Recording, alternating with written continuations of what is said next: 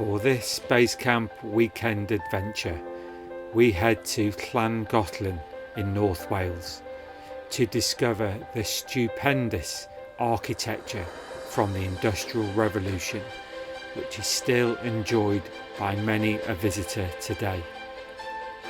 With the blend of medieval castles from the ruins of Dinas Bran in Llangollen to the inhabited castle of Chirk, join us on this fantastic weekend adventure.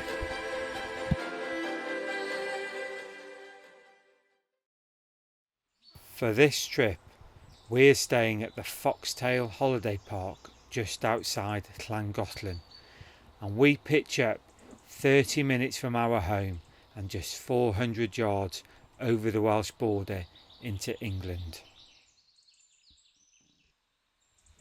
The holiday park, which is just 2 years old, has a modern reception building which also houses the facilities. I don't use facilities at campsites, but these facilities look modern and are pristine clean. At the rear of this building there is a swimming pool under construction, and also here the laundry room can be found. There is a dryer and a washer, but at £5 a wash I personally would need to be rather desperate. Touring pitches are all hard standing, level, fully serviced. The holiday park offers a selection of modern lodges, all with their own hot tubs. The holiday park, which is in a superb location for accessing the local historical hotspots, is in close proximity to the A5 expressway, and the road noise was ever present during our stay. However, the owners have said that they plan to install an acoustic fence next year, which should help with the problem. When I arrived on site and located my pitch, I set myself up to practice a reversing manoeuvre as I normally do. For the first few seconds, the manoeuvre is going well and as planned, but I soon become disorientated and quickly jackknife the Caravan. Fortunately, a fellow camper comes over and offers me some useful tips.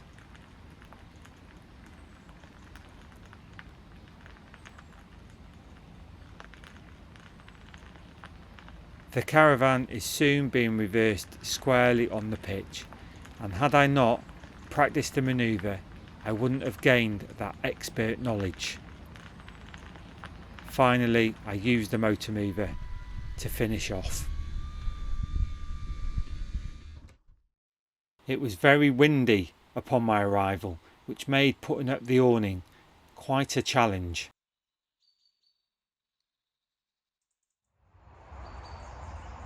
A technique I've worked out when putting up the RVA2 to make sure it goes square all round is, once the awning is on the awning rail, I put on the windbreaks, the Velcro windbreaks, and that way I can see at the top if there's a snug fit in that corner. And then once I've done that, I then peg out these corner sections on both sides, and that way I get a really square RVA2 once I finish putting it up.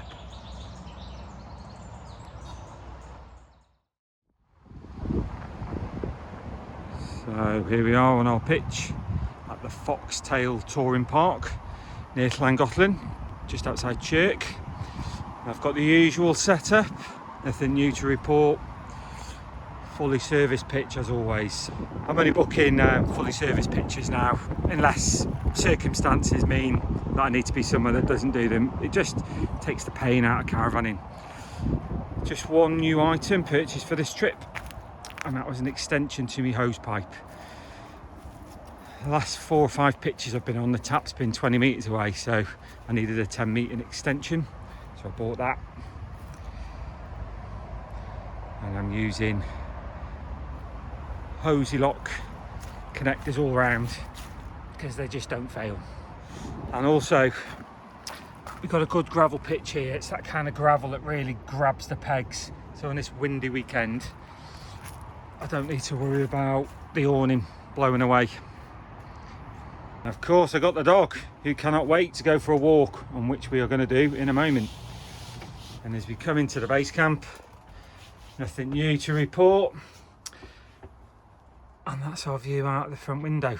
So not as dramatic as the views we're used to from Snowdonia and the Lake Districts, for example, but perfectly located for the adventures we have planned this weekend.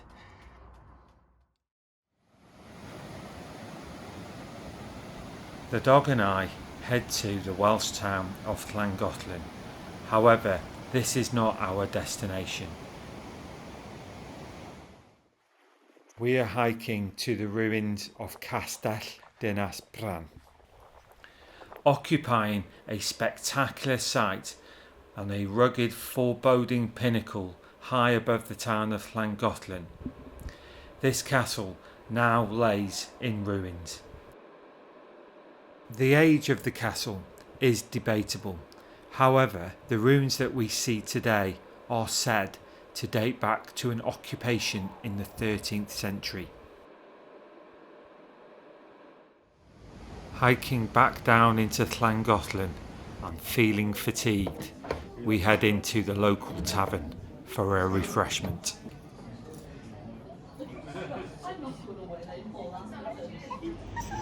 Well, it wouldn't be an adventure if I didn't get you a sausage. Yeah, we've got a beer that you can wait in the car. There you go, dog. It's a bit hot. So we're back at the base camp after a superb walk at Llangollen. And the plan for this evening, it's just me and the dog tonight, and the wife's going to catch us up first thing tomorrow morning. So the plan for this evening is I'm going to do some video editing for a couple of hours, and then later on this evening the dog and I will get a film on, and then for dinner I've got a vegetable casserole in the fridge there and a crusty bread to put in the oven with it. Got a couple of bottles of beer, so we'll have a relaxing evening tonight as we've got a full day's exploring tomorrow. So early night, and then look forward to the wife turning up tomorrow.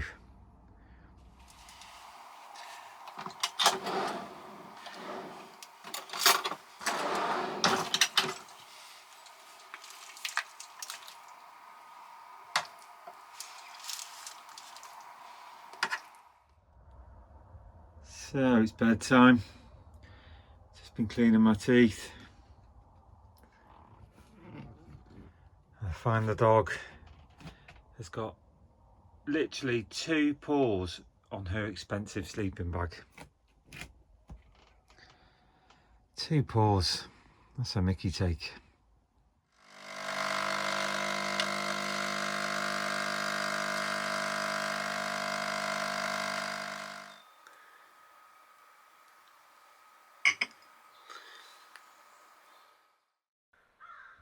Our plan for today is to hike to the incredible Chirk Castle. The walk, which starts directly from the campsite, follows the Llangollen Canal, which is probably the most popular and spectacular cruising canal in the country. We soon discover why the canal holds such an accolade with the revelation of the Chirk Aqueduct. Built in 1801 and spanning across the border between Wales and England, it really is a sight to behold. Complementing such an iconic view is the railway viaduct. Although constructed at a later date, it was built at a higher level to suggest the railway supremacy of that time. At the north end of the aqueduct is another engineering marvel, the Chirk Tunnel. This tunnel is nearly 1,400 feet long and is completely pitch black. We finally reach the boundaries of Chirk Castle with the greeting of a pair of impressive iron gates, albeit these are not part of the original medieval construction. Chirk Castle is a stark medieval fortress and is the only one of its kind in North Wales to have been occupied continuously since it was built. Completed in 1310 by the conquering Edward I to subdue the last princes of Wales. There are 480 acres of parkland surrounding the castle. However, my personal favourite discovery was the Castle Cafe, where we ordered the beef cowl, which was absolutely delicious. So we're back in the base camp after a 7.5 mile walk to Chirk Castle and back. Just going to chill out for a bit now and then we're going to the pub across the road for dinner. We finish our evening in the Poachers, which is conveniently located across the road from the touring park. Well, it's another fine morning in the base camp and the dog's upgraded from pinching my sleeping bag to pinching my pillow. Yep, you comfy there, dog. So here we are, bright and early on Sunday morning. Our checkout time's at 12 noon. So I've already got the awning down as we want to go and do some more exploring. So pack up as much as I can now and then a quick dart just before 12. We save the best exploring till last and return to the Llangollen Canal and visit the Pontcysyllte Aqueduct. The 18-arch stone and cast iron structure, which was designed for narrowboats, was completed in 1805, having taken 10 years to design and build. Being only 12 foot wide, it is the longest aqueduct in Great Britain and the highest canal aqueduct in the world. It is quite possibly the finest engineering view in all of North Wales. We take the opportunity to walk across the span of the aqueduct and feel the nauseating sensation of the flowing canal high above the flowing River Dee.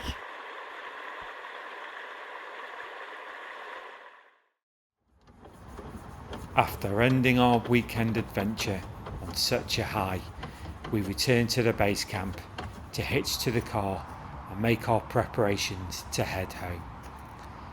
It was another fantastic base camp adventure and I'll see you on the next one soon. Thanks for watching.